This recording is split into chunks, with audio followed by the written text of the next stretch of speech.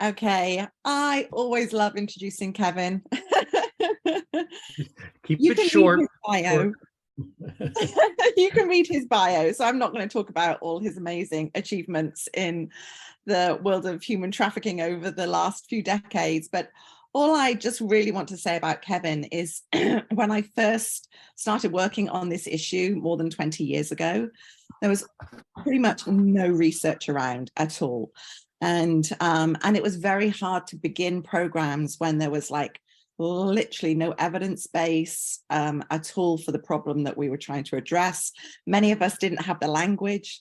So in 1999, when I started the work on the border between Cambodia and Thailand, and I was desperate for finding research, Kevin was the one who was at the forefront then and has really been at the forefront of so much new innovation and research innovation in the last more than 2 decades since then. And so he is my research hero. I call him a father of the movement. And I just have to tell one funny story, which Kevin will remember. I got to meet him. I was living in Cambodia. I came to the UK for a visit, and he agreed to meet me.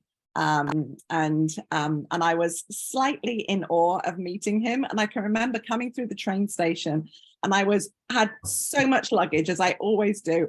I was like pulling like 2 suitcases. I had all these bags, and I literally like fell through the turnstile as I came through, and I saw him, and I was like picking up my stuff. I was like, oh, I'm so sorry. And he's like, it's fine, we're family.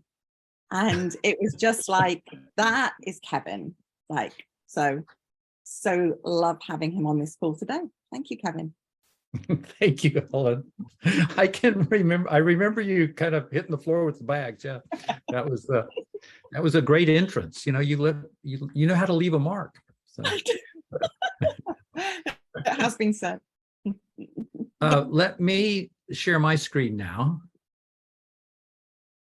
and I'll talk and be up in the corner probably for you and like that. You said about 20 minutes or so, and I want to just talk particularly about some of the things that we're doing, which are really breakthroughs, some of the new breakthroughs that are occurring across the sort of scientific approach in some ways to contemporary forms of slavery and like that. I'll just explain that it's been almost 5 years now that we established at the University of Nottingham something called the Rights Lab.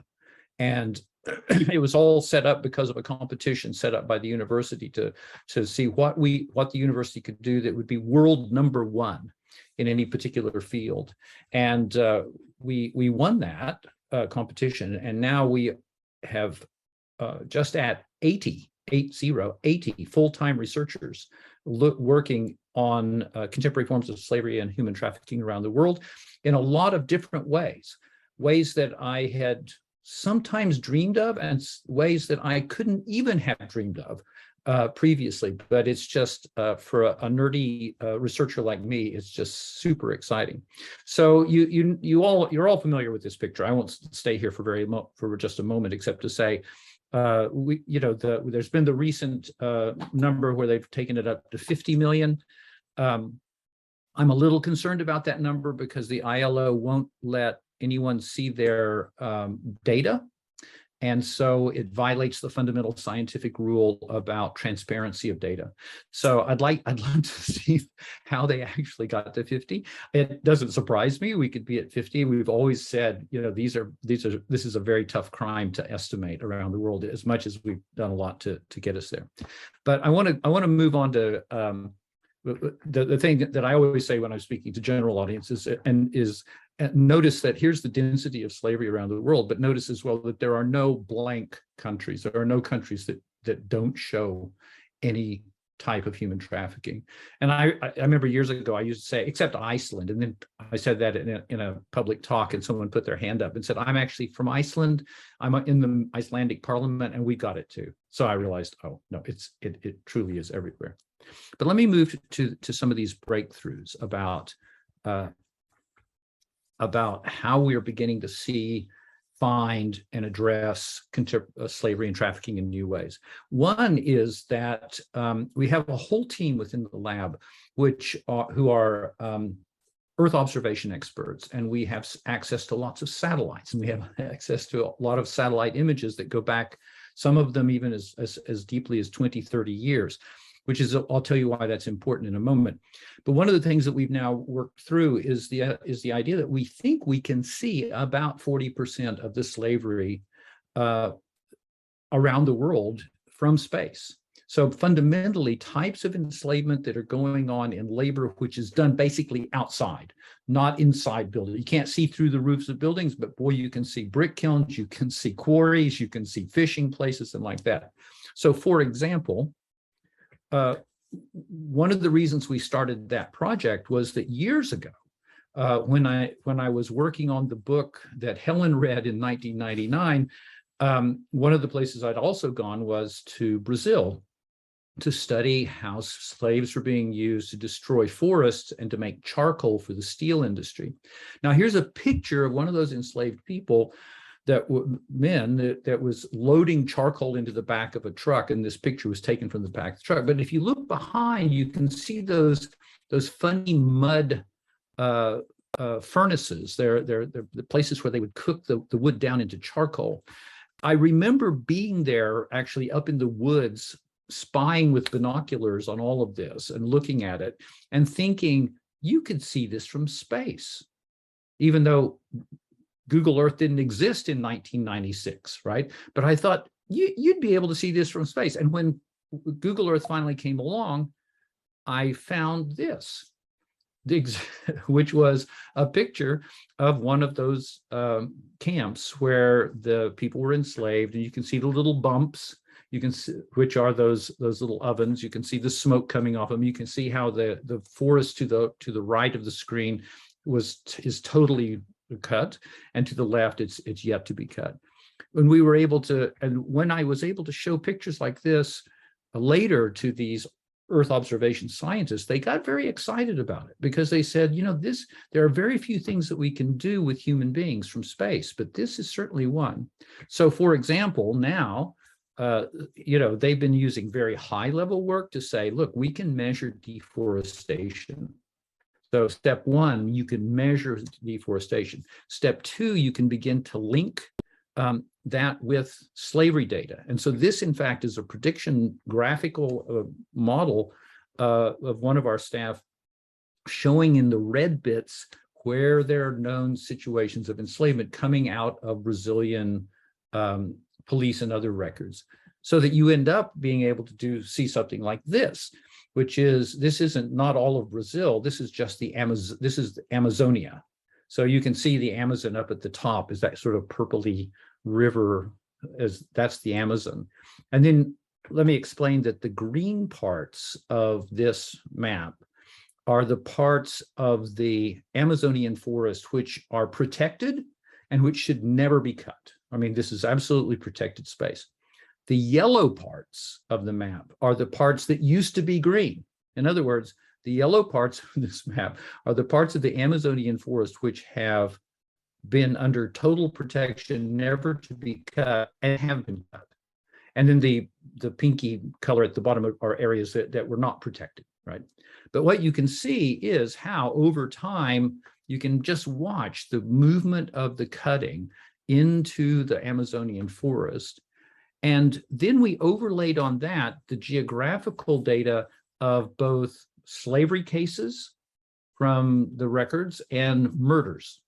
And if you look inside the 2018 little red curvy line, and you'll see a big blue dot surrounded by red dots in a yellow patch. And that's just a classic situation where criminals have penetrated into the forest. They've then expanded a very large area of illegal deforestation. They've worked people to death, or after they were going to leave, they just often will shoot people and leave and bury them in the forest or leave them in the forest. And the point is that that very large blue dot is a case of enslavement where they had more than 20 people that were found. Now, all of this is a dramatic underestimate. I have to say the number of these blue dots represent, I don't know, maybe 10, 15% of the actual number of murders that occur in Amazonia. And the same, and the red dots, and the same with the blue dots. But we are able to now chart it and understand it. We're all feeling a little happier now that Lula seems to be winning the election, and will probably slow down the wide open cutting and so forth. But one of the things that it's just important to say about this is that where does all this go? Where does this timber go? Where does this charcoal go? And it's often things like this.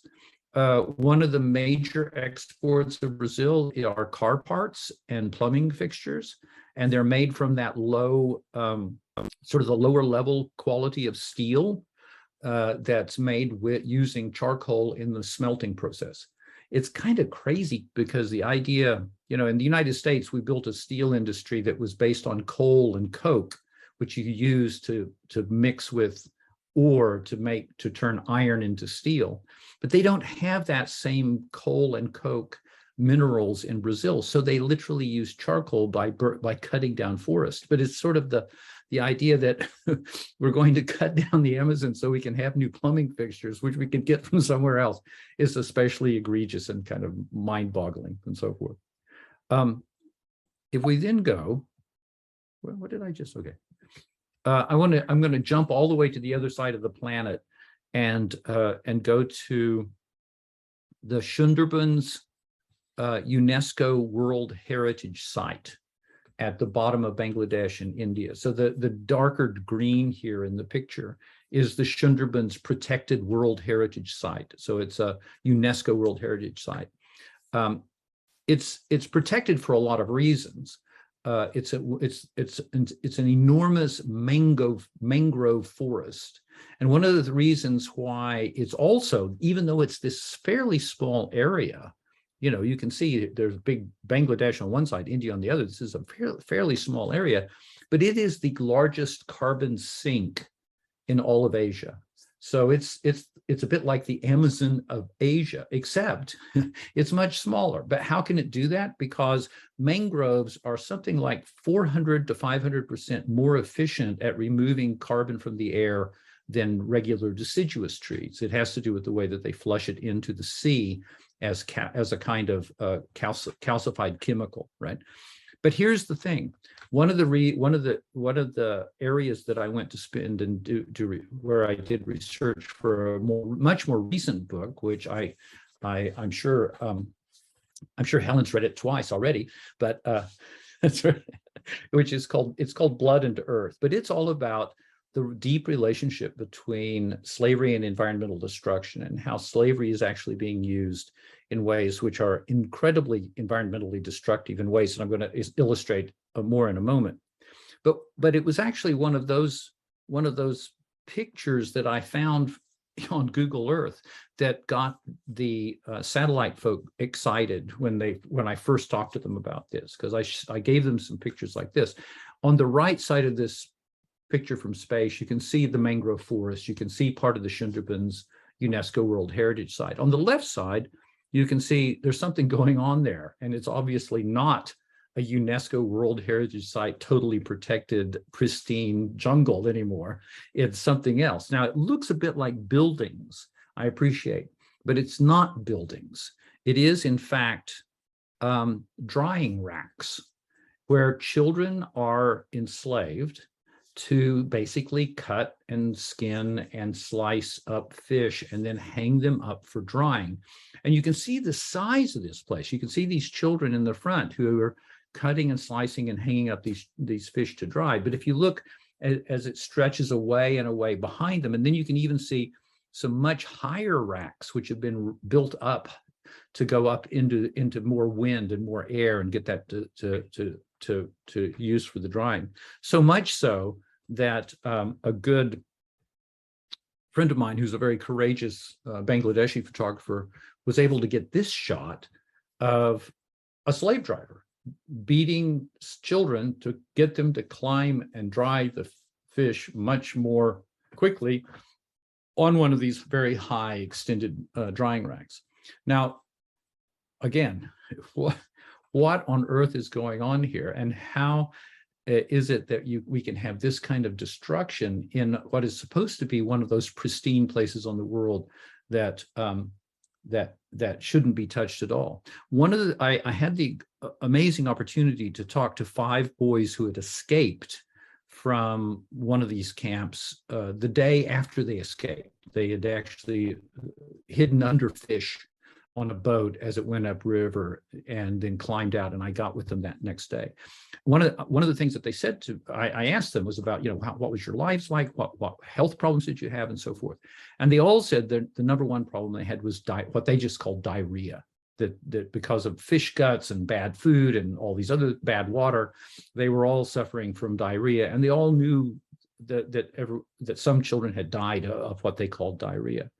And I said, okay, so diarrhea. And I said, so what was the next most problematic part to do with your health? And they all said that they had each either known or seen another child who was being eaten by a tiger. Now, that blew my mind at the time. And this is obviously a tiger eating a deer, but the reason this is also from the Shundermans, and what I couldn't grasp, and then took a little bit longer to figure out, was that one of the reasons the Shundermans were set aside is that it's the last fully large-scale breeding ground for Bengal tigers in Asia. It's one of the largest and the one that's most protected. But when you go in and you cut down the trees and you shift away and you push away the prey animals like these deer, and then you introduce children who become the prey animals because they're sent often into the forest to gather firewood, it's not surprising, right? It's not surprising that the children would also be taken by tigers. And it was a shocker to me, and a big one. Where do the products go from all of this dried fish? Well, a lot of it goes into cat food, and a lot of it just goes into the local markets, but a lot of it goes into cat food that moves into the West. So I sometimes have a picture of a cat here, but I didn't put it in today. Just that's looking strangely at its food bowl. Right? The thing that's made us excited and happy is that we've been able to explode recognition about what's going on in the UNESCO World Heritage Site and what's going on with child slavery in this very large scale. I'm going to admit Justina, okay, because it just popped up on my screen too.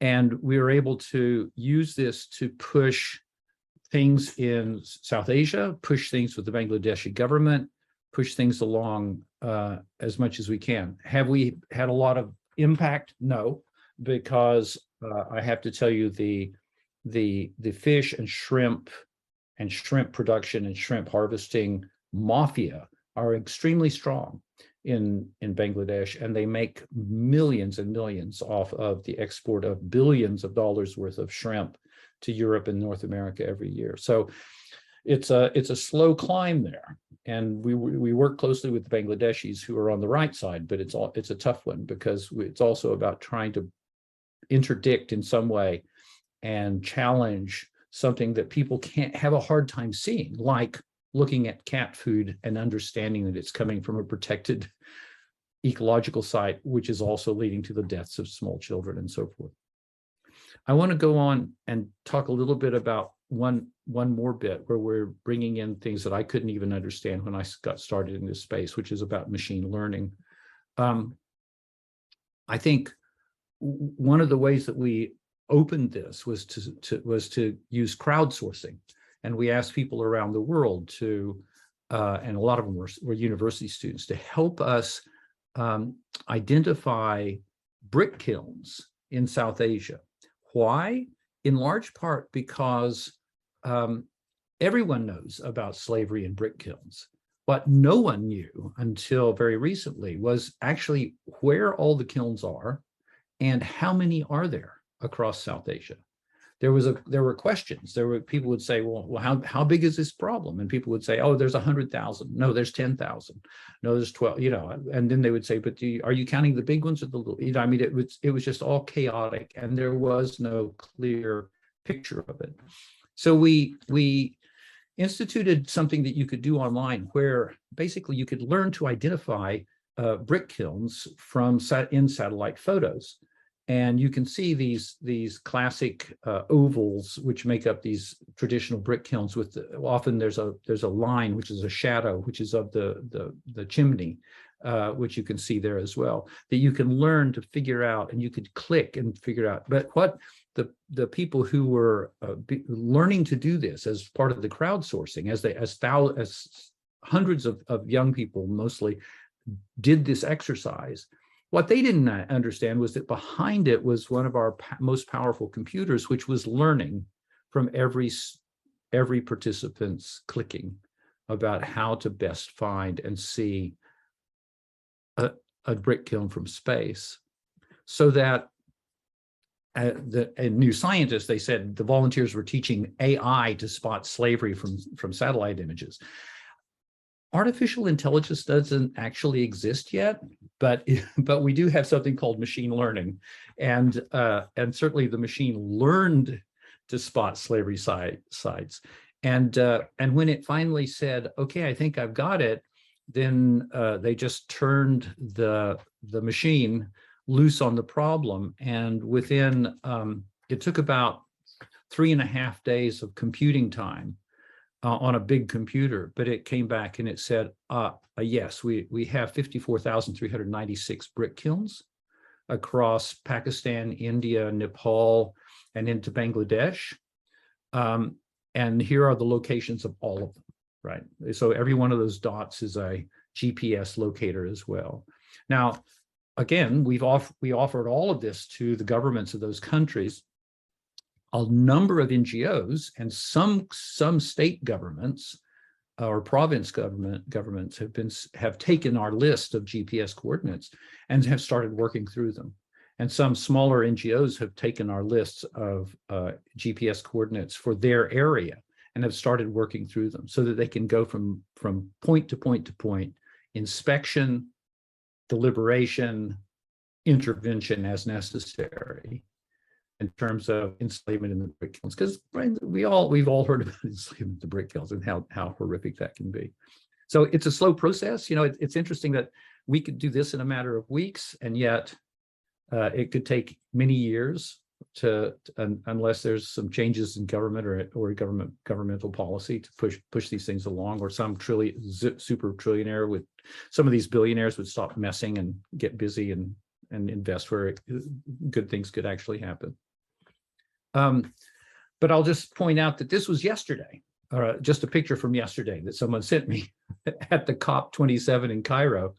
And here were some of our results up on the being presented to COP27, all about how others who have taken this up about trying to not just take the slavery out of brick making, but one of the things that I particularly write about in the Blood and Earth book is not just how those brick kilns are bad for people in terms of human rights. They're incredibly bad for people in terms of their emissions, because they're not just carbon. It's a whole bunch of really toxic stuff that give people cancers and all kinds of stuff like that. So the idea is to create a carbon neutral brick sector.